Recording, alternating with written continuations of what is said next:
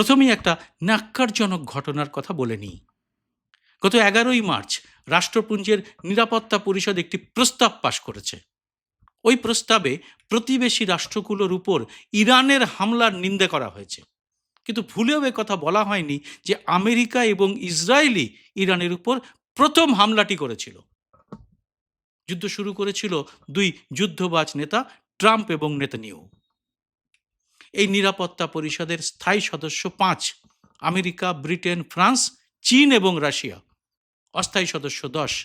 ওই প্রস্তাবের পক্ষে চীন এবং রাশিয়া কোনো ভোট দেয়নি, মানে তারা ওই প্রস্তাব সমর্থন করেনি।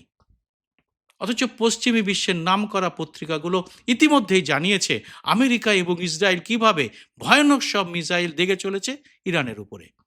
তেহরানে দেখা গেছে বিপজ্জনক রাসায়নিক ব্ল্যাক রেইন বা কালো বৃষ্টি। নিরাপত্তা পরিষদ এ ব্যাপারে একেবারে মুখে তালা লাগিয়ে রেখেছে।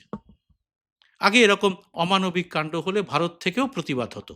গান্ধীর দেশ ভারতের কথা সবসময় শুনতে বাধ্য হয়েছে শক্তিশালী দেশগুলো। কিন্তু এখন অন্য জামানা। যুদ্ধ শুরুর প্রাক্কালে মোদি গিয়ে সমর্থন দিয়ে এসেছিলেন ইসরায়েলকে। যুদ্ধের মধ্যে ইরানকে তিনি ফোন করেননি, করেছিলেন ইসরায়েলকেই। খামেনেইয়ের হত্যার পরেও তৎক্ষণাৎ কোনো শোক প্রকাশ করার সাহস দেখাননি তিনি।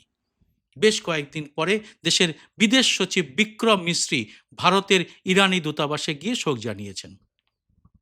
হ্যাঁ, বিদেশ সচিব বিক্রম মিশ্রি কোনো গুরুত্বপূর্ণ মন্ত্রী নন।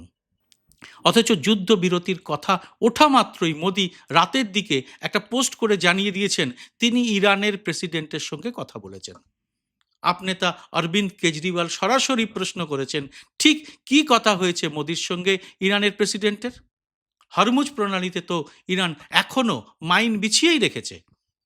দুই বন্ধু রাষ্ট্র রাশিয়া এবং চীন ছাড়া তারা কোনো দেশের তেলের ট্যাঙ্কারকে যাতায়াতে ছাড় দিচ্ছে না। তাহলে ভারত কিভাবে ছাড় পেয়েছে বলে দাবি করা হচ্ছে? কতটা সত্যতা রয়েছে এই দাবির? ইরানের দেওয়া 3টি শর্ত নিয়ে ভারতের স্ট্যান্ডই বা কি? মোদি কি এ ব্যাপারে কোনো কথা বলেছেন? এত বড় বিশ্বগুরু তিনি, অথচ এ ব্যাপারে তার কোনো মতামত নেই কেন? তবে মোদি সরকার এবং গদি মিডিয়ার খেলা একেবারে এক্সপোজ করে দিয়েছে 13 তারিখের শেয়ার বাজার।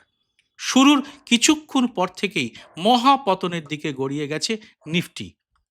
মাত্র কিছুদিন আগেই নিফটি ছিল 26,000 পয়েন্টের উপরে, এখন তা প্রায় 3,000 পয়েন্ট হারিয়ে একেবারে ধুঁকছে।